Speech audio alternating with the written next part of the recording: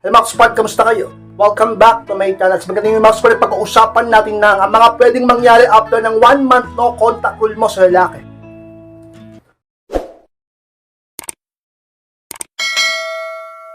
At kung handa na kayong lahat, masarap po tayo. At muli, be inspired!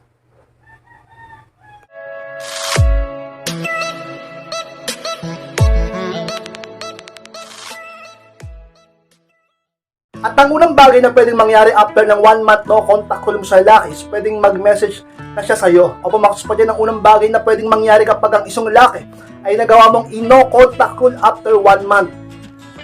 Bakit naman ganun kay Sport? Posible ba yan? Oo, sapagkat ang isang buwan ay isang buwan. Medyo matagal din yun, di ba? Minsan nga yung 1 linggo, 2 linggo, matagal na, 1 buwan pa kaya. Kaya pwedeng i-message ka na yan. Bakit? Sapagkat ka-inspired. Kung consistent o tuloy-tuloy, yung no contact rule mo sa kanya as in, hindi ka sumablay, hindi ka naging marupok, hindi ka nag-message, hindi ka nagparamdam, talagang no contact rule, straight, 1 buwan, ay maaaring magtaka yan. At dahil sa pagkataka na yun, makikurious, mag-wonder, mag-iisip sa'yo, at maraming katanungan na papasok sa utak niya, bakit hindi ka nagpaparamdam, at bakit wala kang contact. Kaya naman ka-inspired, posible talaga na isang lalaki ay magparamdam na sa'yo after ng 1 buwan. Mag-message sa'yo, mag-chat, mag-text, or baka mag-call pa. Basta magpaparamdam, magme-message, makakatanggap ka ng kung ano man sa kanya pagtapos ng 1 buwan. Ito ay hindi sa lahat ng pagkakataon na, hindi sa lahat ng sitwasyon, hindi sa lahat ng relasyon, hindi sa lahat ng babae mangyayari to. Kasi yung ibang lalaki, kahit 1 buwan na, hindi pa rin nagpaparamdam. Siguro mga 2 buwan, 3 buwan, pwede pa rin. Diba? Kasi, kaya 1 buwan, matagal na rin yan, 'di ba? Kung iisipin mo mabuti, hindi pa in sobrang tagal, pero kung ikukumpara mo naman sa ilang linggo, 1 buwan ay 1 buwan. Pero hindi to sa lahat. Baka sabihin ng iba, "Inspired, ba't naman sa akin? Ba't naman yung asawa ko, yung boyfriend ko, 1 buwan na. 1 buwan na ako nagno-no contact rule sa kanya, bakit hindi pa rin nagme-message, hindi pa rin nagre-reply, wala pa rin paramdam?" Hindi nga para sa lahat. Kasi iba-iba ang dahilan. Okay? Iba-iba ang dahilan kung bakit siya nagkaganon sa iyo, kung bakit kayo nag-away, kung bakit kayo nagpaparamdam sa isa, kung bakit nanlamig siya sa iyo, kung bakit nawala pagmamahal niya at pag-ibig niya sa iyo. Iba-ibang dahilan. Yung iba masyadong mabigat ang dahilan, kaya masyadong matigas, kaya masyadong mataas ang pride, kaya kahit 1 buwan na wala pa rin paramdam. Iba-iba ang dahilan. Ngayon, tsaka iba-iba ang personality ng tao. Kahit na mga kalakihan, yung ibang lalaki masyadong matigas, parang bakal yung puso, parang pusong bato yung ibang lalaki. Yung iba naman, hindi naman ganun katigas. O kaya naman, di ba, sobrang mahal ka, o mahal ka pa rin talaga, kaya 1 buwan nagparamdam na. Pero yung iba, hindi pa as in nakikita yung halaga mo, kulang pa yung 1 buwan. Ganyan talaga, hindi pare-parehas ang kwento, hindi pare-parehas ang pwedeng mangyari. Yung isa 1 linggo pa lang nagparamdam na yung boyfriend niya, yung mister niya. Yung isa 2 linggo, yung isa 3 linggo, itong isa 1 buwan, yung iba 2 buwan, iba-iba. Pero 1 buwan ay 1 buwan. Kaya maaari sa 1 buwan na no contact rule mo sa lalaki, ay maaaring magparamdam na yun sa'yo. Mag-message na yun sa'yo at makapag-usap na kayo ka-inspired. At paano pwedeng mangyari ka-inspired after ng 1 month no contact rule mo sa lalaki? Pwedeng i-unblock ka na niya. Yun ang pangalawa ka-inspired. Yung iba sa inyo, yung iba lang naman na nangyari to, let's say nag-away nga kayo, nagtalo, may mga bagay na hindi pagkakaunawan dahilan kung bakit ngayon ay binlock ka niya, di ba? Tapos kahit dumaan ng ilang araw, ilang linggo, di ka pa rin niya ina-unblock. Sa iba nangyayari to sa iba hindi naman sila binablock. Yung iba nangyayari to, binablock sila ng boyfriend nila, ng asawa nila. After ng 1 month no contact rule mo, sa 1 buwan, maaaring i-unblock ka na niya. Yun ang pwedeng mangyari. Bakit ganun ka-inspired? Dahil syempre, nagka-interest na muli sa'yo. Unti-unting bumalik yung value mo. Na-curious sa'yo, at gusto ka nga makausap. Maraming katanungan pumasok sa isip niya. Kaya, i-unblock ka talaga niya. At magandang bagay yun. Yung i-unblock ka niya. Bakit? Sapagkat ka-inspired. Isa lang ibig sabihin nun. Iniisip ka niya, curious yan sa'yo, gusto niyang makipag-usap sa'yo, or maaaring bumalik na yung nararamdaman niya sa'yo. Kaya in-unblock ka niya. Kasi kapag kanya i-unblock, Diba? Di ba nga galit sa'yo? Di ba nga nag-aaway kayo? Ano man ang dahilan? Diba? Ba't kanya i-unblock? O ngayon, after 1 month, in-unblock ka niya. May ibig sabihin yan. Kasi sa pwedeng mangyari ka inspired kapag tinuloy-tuloy mong no contact rules ng lalaki, kaya huwag kang masyadong marupok. At huwag ka rin masyadong mag-overthink. Huwag ka rin masyadong mataranta o mag-panic kung ang isang lalaki ay binlock ka at hindi nagpaparamdam sa'yo. Gamitin mo na lang ang no contact rule imbis maghabol ka. Imbis maghabol ka, huwag ka na lang magparamdam sa kanya. Konting tiis. Oo, medyo matagal. Yung iba tumatagal. Yung iba mabilis, yung iba matagal. Pero, lagi yung tatandaan, mabisa ang no contact rule. Sapagkat ka-inspired ang kalaban ng tao na yon ay ang kanyang isip at puso tungkol sa iyo. Dahil di ka nga magpaparamdam pagtapos ng mga nangyari. Diba? Ikaw ba naman may nangyari sa inyo na, let's say mga pagtatalo, pag-aaway, tapos biglang isang araw din nagparamdam sa iyo yung tao, di ba mag-iisip ka din? Di ba magtataka ka din? Di ba gusto mo rin ng kasagutan? Eh siya, isang buwan na. Di ba? Iyan, block ka niyan. So yung sa mga sikreto ka inspired, mag-no contact rule ka, imbis maghabol ka. Talagang mag-self-improve ka, imbis mabaliw ka. Maghintay ka ng tamang pagkakataon upang ang isang lalaki, kung binlock ka niya, after 1 month, isa pwedeng mangyari. Hindi sa lahat nangyayari yan, pero sa karamihan pwedeng mangyari yan. Isang buwan ay isang buwan. Matagal na rin yun, isang buwan. I-unblock ka din yan. Baka nga wala pang isang buwan eh. I-unblock ka na niya. At ang pangatlong bagay na pwedeng mangyari after ng 1 month no contact rule mo sa lalaki, pwedeng bumalik na yung halaga mo sa kanya. Yan ang pangatlo inspired na pwedeng mangyari. Kapag tuloy-tuloy mo, naging consistent ka at naging matatag ka. At talaga namang nag-focus ka sa no contact rule mo sa kanya, sa lalaking yan, na partner mo, lalaking mahal mo. Mababalik yung halaga mo sa kanya. Totoo yan. Sa pinaka nagagawa, sa pinaka nalilikha, sa mga talagang naibabalik, naiayos ng no contact rule ng isang tao, di ba? Babalik yung halaga mo. Kaya naman kasi nawala ang bakit ba kasi ka-inspired nawawala ang halaga ng isang tao? Bakit nawawala yung value ko doon sa taong mahal ko? Maraming pwedeng dahilan. Alam nyo kung ano yung mga pwedeng dahilan, mga posibleng dahilan? Una sa lahat, masyado mo siyang na-validate. Napakita mo sa kanyang mahal na mahal mo siya.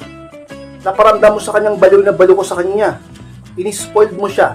Binigay mong lahat sa kanya. At para bang ginawa mo siyang mundo mo. Diba? Nakita niya yun ng dalawang mata niya. Naramdaman niya yun. Diba? Naranasan niya yun. Alam niya yun. Kaya, imbis na mag-effort sa'yo, mag-invest sa'yo, hindi na lang. Hindi tuloy nadagdagan yung pagmamahal niya sa'yo. Hindi tuloy na nanatili yung pagmamahal niya sa'yo. Imbis manatili, imbis na lumago ang pagmamahal niya sa'yo, nawala pa. Sapagkat na-spoiled. Sapagkat lumaki ang ulo, sapagkat dahil din sa pinapakita mo. Magmahal ka lang ng sapat. Magmahal ka lang ng sakto, wag sobra. Upang ang lalaki ay hindi magkaganyan ka-inspired. Upang hindi mawala ang halaga mo. Kaya hindi ka niya pinapahalagahan eh. Hindi mo siya binibigyan ng pagkakataong mag-invest sa'yo. Kasi ikaw na ang gumagawa ng lahat. Ikaw na nagbibigay ng lahat. Lumalaki ang ulo nila, dapat sapat lang ka-inspired. So isa talaga namang pwedeng mangyari after ng 1 month no contact mo sa lalaki. Ang problema, kaya hindi na babalik yung halaga mo o hindi na babalik yung halaga ng iba sa partner nila kasi wala pang 1 month, baka wala pang ilang linggo eh. Nagpaparamdam na, nagiging marupok na. Kaya inspired, miss na miss ko na yung boyfriend ko eh. Miss na miss ko na yung mister ko. Miss na miss ko na yung partner ko lalaki, mahal ko lalaki. Gusto ko na siyang makausap. Gusto ko na siyang makita. Gusto ko na siyang makasama. Gusto ko nang mabigyan ng kasagutan yung mga katanungan sa utak ko. Nag-overthink ako. Kaya inspired, nasasaktan ako. Hindi ako sanay ng ganito. Hindi ako sanay na hindi kami nag-uusap. Baka maagaw siya ng iba. Baka mawala na siya sa akin. Hindi ko kaya ka-inspired, kaya kakausapin ko siya. Bahala na maghabol ako. Bahala na ganito. Eh, paano tatalabang no contact ko yan pag ganyan? Anong gusto mo? Balikan ka niya dahil sa awa? Kinaawaan ka niya? Kaya siya bumalik sa'yo? Kaya kayo nagkaayos? O bumalik man siya sa'yo, di dahil sa awa, pero tingin mo, natuto yan? Tingin mo, nakita niya ang halaga mo? Hindi. Ka-inspired. Pag no contact rule ka, kung ang isang lalaki, pinapabayaan ka na. Pag no contact rule ka, kapag ang isang lalaki, nitiis ka na, niloloko ka na, sinaktang ka na, at talaga namang ka-inspired, pinaiyak ka na. O upang yung iba sa inyo, kayo na nga sinaktan, kayo pa naghahabol eh. Nasaan ang pagrespeto mo sa sarili mo pag ganyan? Tandaan nyo, pag ang isang lalaki ang nagkamali, pag siya ang may kasalanan, huwag kang maghahabol. Mas lalo kang aabusuhin yan, yung iba sa inyo. Kayo na nga ginawa ng kasalanan, kayo na nga niloko ng babae na nga, hinahabol mo pa. At tigas ng ulo mo, masyado kang marupok, masyadong mababatay mo sa sarili mo, wala kang moral sa sarili mo. Pag ganyan ka-inspired, isipin mo na dapat mong respetuhin ang pagkababae mo at mahalin ang sarili mo. Ka-inspired sa mga dapat mong tandaan. Bagay na pwedeng mangyari kapag nag-no contact ka sa lalaki. Babalik ang halaga mo sapagkat ka-inspired, hindi mo siya mababalitit ng isang buong buwan. Hindi ka maghahabol, hindi ka mababaliw, hindi ka magpapakita ng kung ano man. Hindi ka talaga namang ka-inspired magpaparamdam dahil doon ang lalaki ay mapipilitan na talaga namang ka-inspired, isip-isipin ka at muli siyang bumalik sa'yo ang halaga mo at kakausapin ka niyang muli. Isang buwan ay isang buwan ka-inspired. At ang pang-apat na pwedeng mangyari ka-inspired after ng 1 month no contact mo sa lalaki, pwedeng iwan niya na yung kabit niya. Yun ang pang-apat ka-inspired na pwedeng mangyari after ng isang buwang hindi ka nagparamdam. Ano ka-inspired? Sa after 1 month ng no contact ko, pwedeng iwan niya na yung kabit niya. Oo, kung may kabit talaga siya, kung may third party talaga, kung may babae siya. Siyempre, iba-iba ang kwento, pero yung kwento ng iba, yung nangyari sa iba, kaya sila nagkaganyan dahil may babae yung lalaki. Dahil ng babae, ng chicks, nagkaroon ng kabit, yung asawa, yung boyfriend. May third party. Ngayon, kung maghahabol ka, mas lalong bababa ang value mo. Kasi alam niya na dapat ang tama ay huwag ka na maghabol, pero kasi diba niloko ka na niya. Niloko ka na niya ng babae siya, tapos maghahabol ka pa rin. Bababa ang tingin sa'yo ng lalaki, isipin wala namang bait sa sarili to. Walang respeto sa sarili to. Walang pagpapahalaga sa sarili to. Walang pagmamahal sa sarili to. Niloko ko na nga ng babae na nga ako sinaktan ko na nga siya naghahabol pa rin sa akin. Gusto pa rin ayusin. Kaya yung iba may nababalitaan tuloy ako Saan ba yun? Basta napanood ko sa television dati, binahay yung kapit Payag naman yung misis. Tatlo sila doon sa isang bahay. O ngayon, nasaan ang pagmamahal doon? Nasaan ang pagsisisi doon? Talaga naman kayo inspired, huwag kayong ganyan. Malawak ang mundo, maraming lalaki sa mundo. Mahalin mong sarili mo, ganda-ganda mo Kayo inspired, di ako maganda. Hindi magpaganda ka. Talaga naman, kayo inspired. Ayusin mong takbo ng isip mo, pati ang takbo ng puso mo. Mahalin mo ang sarili mo. Huwag kang maghahabol, lalo na pag sinaktan ka at niloko ka na. Tandaan mo yan. Ngayon, nag-no contact rule ka, naging matatag ka, naging matapang ka, talagang naging consistent ka sa paggamit ng no contact rule, di ka talaga nagparamdam sa kanya, hindi mo siya message. Huwag niyong ibablock huwag niyong ibablock. Yung iba sa inyo, nambablock Ha? Bakit kayo inspired? Ba't di namin ibablock? Nakakainis, kaaway ko na nga niloko na nga ako, sinaktan na ako, ba't hindi ko ibablock? Ibablock ko to, huwag mong i-block. Huwag mong i-block. Bakit? Kasi, para makita niya yung improvement mo. Para i-stalk ka niya. Pakita mo na hindi ka apektado. Pakita mong masaya ka sa buhay mo. Pakita mong nag-i-improve ka pa rin sa buhay mo. Nagiging successful ka pa rin. Pakita mong hindi ka puro drama. Dapat yung mga pinopost mo. Dapat yung mga nakikita niya sa social media. Sa Facebook halimbawa, yung mga positibo tungkol sa'yo. Huwag ka magpo-post ng mga negatibo. Ng mga malulungkot. Ng mga hugot. Ng mga drama. Tigilan mo yan. Dapat puro positibo. Pakita mong matatag ka, pakita mong matapang ka, hindi ka apektado at wala kang pakialam sa kanya. Pakita mong masaya ka. Huwag mong ibablock para makita niya lahat yon at kapag dumating ang pagkakataon na gusto ka nilang kausapin, ay message ka niya. Di ba't yun di naman ang gusto mo? Dahil mahal mo siya? Oo, ginagawa mo yan, nagmamatigas ka, pero sa puso mo mahal mo siya. Tuturuan lang natin siya ng leksyon. Ang goal natin is makita niya ang halaga mo. Ang goal natin is magsisi siya. Ang goal natin is ma-realize niya lahat ng pagkakamali niya. Ang goal natin is talagang maging loyal siya sa'yo. May matutunan siya. Para susunod, hindi niya nagawin sa'yo. Ka-inspired sa mga bagay na pwedeng mangyari. Kapag ginamit mo ang no contact rule sa straight isang buwan o 1 month. At ang malamang bagay na pwedeng mangyari after ng 1 month no contact rule sa lalakis, pwedeng makipagbalikan na siya sa'yo. Yan ang palima ka-inspired at pinakahuli. Yan ang isa sa mga pwedeng mangyari, posibleng mangyari after ng isang buwan. Hindi sa lahat nangyayari to. Hindi pare-parehas nga ang kwento. Maaaring nangyari kay Carla, iba naman ang kwento, maaaring namang hindi nangyari kay Eva. Diba? Sabi ng iba, buti pa yung iba kay inspired after 1 month, nagparamdam na, nakipagbalikan na. Buti pa yung iba. Na-realize na yung halaga nila. Buti pa yung iba, nagparamdam na yung boyfriend nila after 1 month, samantalang kami. Hindi pa rin nagpaparamdam. Konting tiis. Iba-iba yan. Iba-ibang dahilan, iba-ibang sitwasyon, iba-ibang pagkatao. Kung pare-parehas ang ugali ng mga boyfriend asawa nyo, baka sabay-sabay pa. Magkakaiba yung mga yan eh. Magkakaiba ng ugali yung mga yan. Yung iba sobrang tigas, yung iba sobrang lambot. Kaya, di ba? Mga lalaki yun. Age part. Sa isa pwedeng mangyari, makipagbalikan na sa'yo after 1 month. Kaya tatagan mo. Huwag kang marupok. Ang problema sa inyo, marupok kay Case part. Unawain mo naman kami, mga babae kami. Naunawaan ko nga kayo, kaya tinuturuan ko kayo ng maging matatag. Para, sa huli, kayo pa rin ang partner mo. Nang sa ganon, sa huli, maging masaya ka pa rin. At ikaw pa rin ang magtagumpay. Sa'yo pa rin ang huling halakhak. Ayaw mo ba nun? Sa'yo ang huling halakhak? Katabi ang lalaking mahal mo?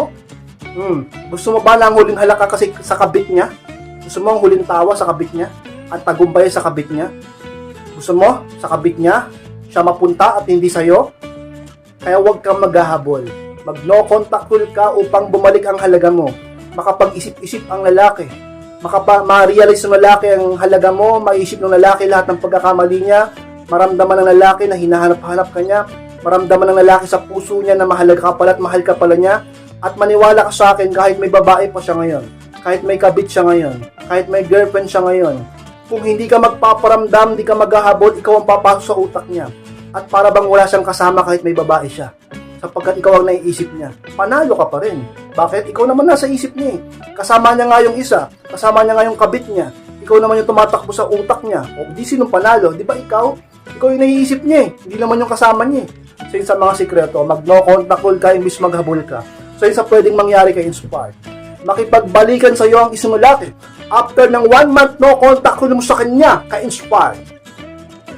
Mas pwede po na maraming salamat mga sports pagtapos ng vlog na ito. Sige pong kalimutan na mag-like, comment at share na rin po upang makatulong din tayo sa iba. At sa mga di pa po nakasubscribe ay pasubscribe po mga sport at click ko na po notification bell upang maging updated kayo pag may bago kong upload. Sa mga gusto magpa-advise, magpa-coaching, pakimessage lang po ako sa aking Facebook. Ayun po yung profile picture ko, pakihanap lang po at pakimessage ako. Ako mismo magre-reply sa inyo pag-usapan din yung problema sa pag-ibig and relationship. Maraming salamat mga sport. Mag-ingat kayong lahat. Mahal ko po kayo. At muli, be inspired!